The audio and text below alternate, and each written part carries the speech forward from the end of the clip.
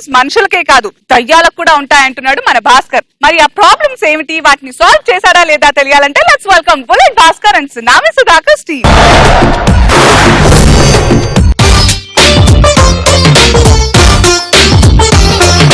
సన్న జాజిలా పుట్టేసిందిరో మల్లె తీగలా చుట్టేసిందిరో తేనె తీగలా కుట్టేసిందిరో సుందరి ఈ సుందరి. హాయ్ హలో నమస్తే, వెల్కమ్ టు సుడిగుండం. సముద్రం అన్నాక సుడిగుండాలుంటాయి, జీవితం అన్నాక అగాధాలుంటాయి. అగాధా లాంటి ఒక కుటుంబం అసలు టెలివిజన్ చరిత్రలో కానీ విని ఎరుగని రీతిలో మన ముందుకు రాబోతుంది. మన సుడిగుండాల కార్యక్రమాల్లో first we are going to invite Sudhamma. Please welcome Sudhamma.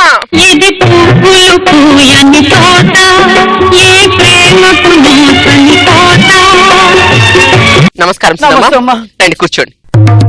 చెప్పండి అమ్మా. పంజాగుట్ట శ్మశానం నుంచి వచ్చినమ్మా. ఓకే, చచ్చిపోయి 10 సంవత్సరాలు. ఓకే.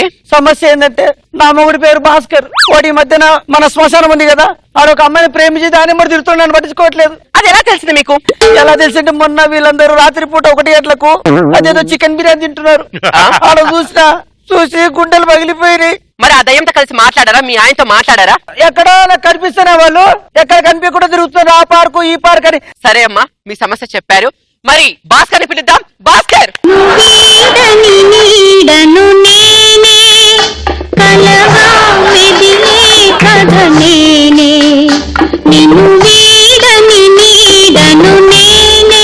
నమస్తే భాస్కర్. ఆవిడ మా అమ్మగారండి. నమస్తే అమ్మా. నమస్తే. చెప్పండి, ఆవిడ ఎవరు మీ ముందు కూర్చుంది? నా పిల్లం అండి, పాత పిల్లం. కొత్త పేరు పెట్టి చూడు, నాకు పాత పిల్లం అంటున్నాను. పాత పిల్లం కాకపోతే ఏ పిల్లం అంటారు? అమ్మా ఒకదా నేను ఇక్కడ ఉన్నాను, అర్థమవుతుందా? భాస్కర్, మీ భార్య ఉండంగానే రెండో భార్యను పెళ్లి చేసుకోవాలనుకున్న ఆలోచన మీకు ఎలా వచ్చింది? ఏమంటే నాకు అర్థం కావట్లేదు. మేము చచ్చిపోయాం, మా మాంగళ్య బంధం ఆ రోజు శ్మశానంతోనే తెగిపోయింది. నాకు వేరే దెయ్యం నచ్చింది, దాన్ని పెళ్లి చేసుకున్నా. అడుగు ఎట్లా చచ్చిపోయావు అంటే, ఒక రోజు ఏమైందంటే 10 సంవత్సరాల క్రితం ముచ్చట చెప్తున్నా, దీపావళి పండుగ వచ్చింది.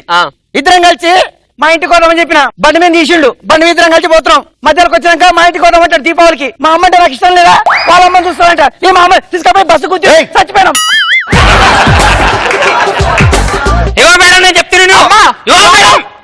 మాట్లాడేయండి. మా అమ్మకు మాట్లాడే అర్హత లేదు అనుకుంటున్నారా? బతుకున్నప్పుడు తీస్తే ఇప్పుడు చచ్చిన టీవీలో తీస్తావు నువ్వు. పెళ్లి చేసుకుని ఇంకో పెళ్లి చేసుకున్నా పరువు అంతా పోయింది. వాళ్ళ పరువు అంటే కొడుకుది. అబ్బో నువ్వు ఆడుచున్నా మా పరువు. నేను పెళ్లి చేసుకున్నప్పుడు నుంచి మా పరువు మొత్తం గంటలు కట్టిపోయింది. నువ్వు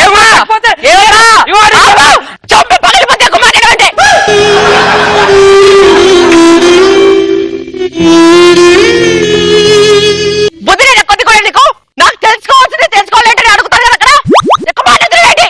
అసలు మా అమ్మగారి గురించి మీరు నీకు అసలు మాట్లాడే అర్హత ఉందా? నువ్వు మాత్రం తక్కువ తిరిగి మాట్లాడుతున్నావేంటి?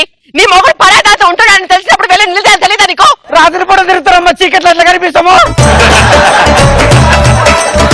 ఓకే, అసలు వీళ్ళ జీవితంలో సుడిగుండం లాంటి సమస్యను సృష్టించిన ఆ కామినిని పిలుద్దాం. కామిని.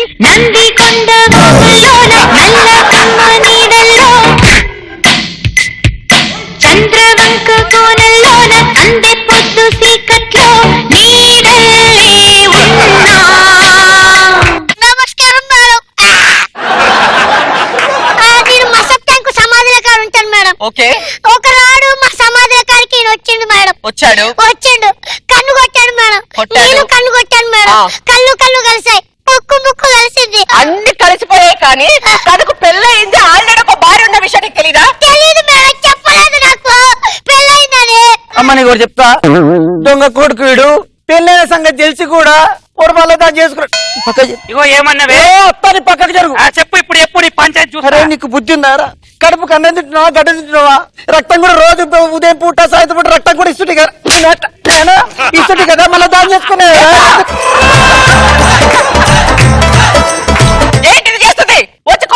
అది కాదు మేడం, ఒక మగాడి మీదకి ఆడవాళ్ళు మీరు రుచుకోల్పి ఇప్పుడు మాట్లాడేంటి? బుద్ధుందా? అసలు మొగాడిదేనా? మొగాడైనా తిట్టలేదు, కొడుకుని తిట్టావా?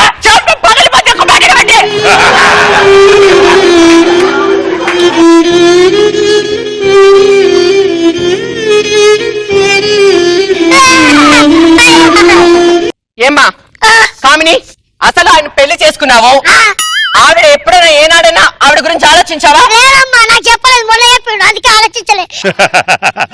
సరే, తెలిసిన తర్వాత నన్ను వదిలేసి నీ మొదటి భార్య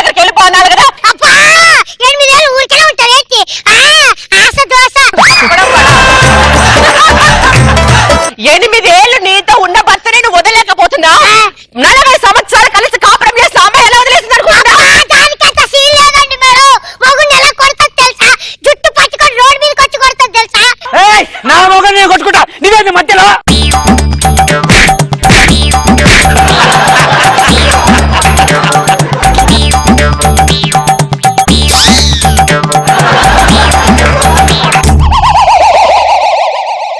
నువ్వు ఎన్ని మాట్లాడినా కూడా చట్టరీత్యా లా ప్రకారం నువ్వు చేసిన తప్పు.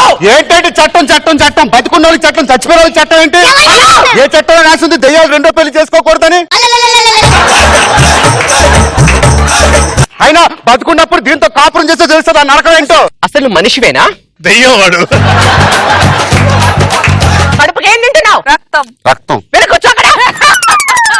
అయినా ఈ సమస్యను సాల్వ్ చేయడం నా బుర్రకైతే అంత తెలివితేట లేవండి. ఈ సమస్యని పరిష్కరించడానికి దయ్యాల గురించి సంస్కృతంగా చదువుకున్న ఒక వ్యక్తి వస్తున్నారు. So please welcome doctor Karthik.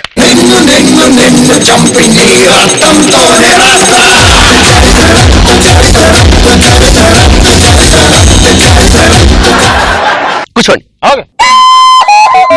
Doctor Karthik గారు, ఈవిడ పేరు సుధమ్మ, పంజాగుట్ట శ్మశానంలో ఉంటుంది. అలాగే ఇతను తన భర్త. సుధమ్మ చెప్పండి. నేను మొదటి భార్య ఆయనకు. చెప్పు చెప్పు. మేడం ఎక్స్క్యూజ్ మీ, పరాయి మగారితో అలా ఉంటే అది మొగుడుతో కాపురం ఏం చేస్తుంది అనుకుంటారు? మొహం పగిలిపోతుంది చెప్తున్నా నేను. అది పగలగొట్టి మీరు పగలగొట్టుకుంటూనే కూర్చుంటాం మేము ఇక్కడ. ప్రాబ్లం ఏంటంటే యాక్షన్ సీన్స్ చాలా బాగున్నాయి. ఇప్పుడు మీరు చనిపోక ముందుకు ఆయన భార్య మొదట్లో మీరు ప్రేమగా ఉన్న సందర్భాలు, ఆ రొమాన్స్ సీన్స్ నాకు చెప్తే రాసుకుంటాం. బుద్ధి ఉందా నీకు? కడుపు కన్నం తింటున్నావా, గడ్డి తింటున్నావా? మేము ఇద్దరు రొమాన్సెస్ నీకెందుకు చెప్పాలయ్యా? మొత్తం ఈ కొత్త ముఖం నుంచి వచ్చింది కొడుకు. ఏంటి అట్లా మాట్లాడుతున్నావ్? దాన్ని తీసే బయట పడేక ఏయ్, నేను ప్రేమించిన అమ్మాయి దీంతోనే ఉంటా, దీంతోనే కాపురం చేస్తా. ఎవరురా? ఫస్ట్ సిక్కులేదు, బతుకున్నప్పుడు సిక్కులేదు.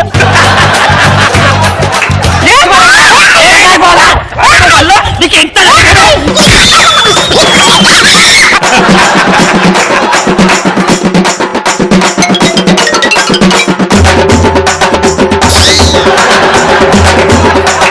నాకేమవుతామ్మా, వాడు కావాలి నాకు. నేను అంతా ఉండాలి. భాస్కర్ గారు మీరు చెప్పండి. ఆల్రెడీ ఒక జన్మలో సంక్రాంతి దాంతోని, ఈ జన్మలో నాకు వద్దు.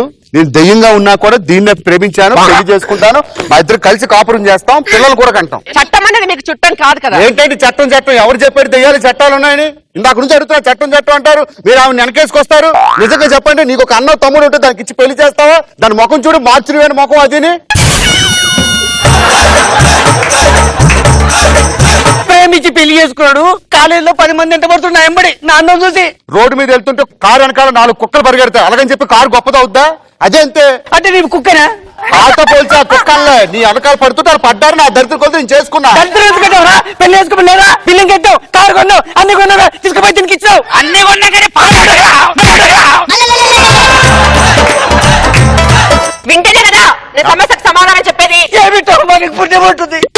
ఒక్కదాన్ని అయిపోయినా, ఒక మగ దిక్కు లేదు, ఒక ఆడ దిక్కు లేదు, ఎవరు లేరు. తొందర కొలుస్తున్నాడు, నీ కాలు పట్టుకుంటాను అమ్మా.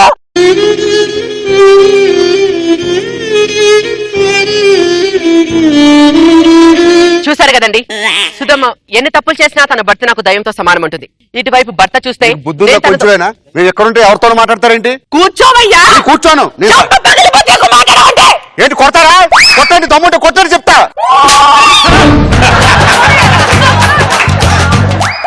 ఎందుకు కొట్టావు? ఏంటమ్మా ఎందుకు కొడతావు? ఎవరిని కొట్టడానికి? వాడు నమ్ముకుడు నన్ను కొడతాడు, తిడతాడు, నన్ను వదిలిపెడతాడు, ఏమైస్తాడు? వాడిని కొట్టడానికి నీకు అష్టే ఉంది. వాడు 10 మందిని కాదు 20 మందితో తిరుగుతాడు, నువ్వే అడగడానికి. నా పండు ఏమై పోదామా? పోదాం పద, మరి ఏం చేద్దాం?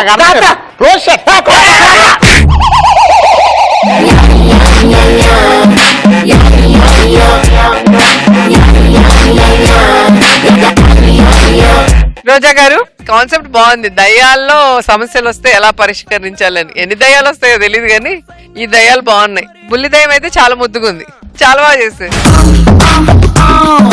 నాగబాబు గారు బాగుంది భాస్కర్. కాన్సెప్ట్ కొంచెం దెయ్యాలని పెట్టి రెగ్యులర్ గా మనం చూస్తే ఈ పంచాయతీలు జరిగితే ఫ్యామిలీస్ మధ్యలో అసలు అవన్నీ ఒకలా ఉంటే మీరు ఒక చిన్న దెయ్యాలని కాన్సెప్ట్ పెట్టుకొని చేశారు, ఎంటర్టైన్ చేశారు. గుడ్.